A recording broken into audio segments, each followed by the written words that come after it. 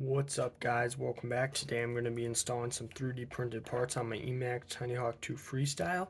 The parts that I got today are the battery tray and the skids. Alright, let's get into it.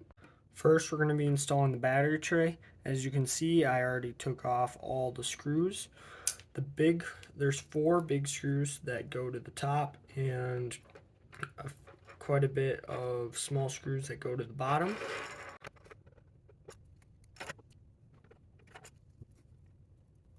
Alright, now let's do the back one.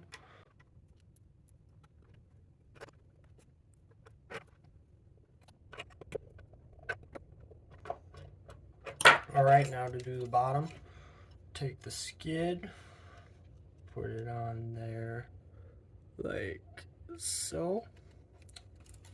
Then you take the motor, put it on, clicks in there like that.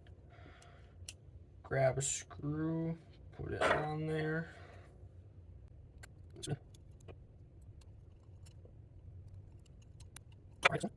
For the other ones, we'll do this. Alright, there it is, all installed.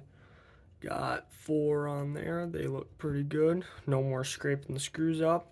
Then the battery tray, here, we'll show what the batteries look like in it. There it is.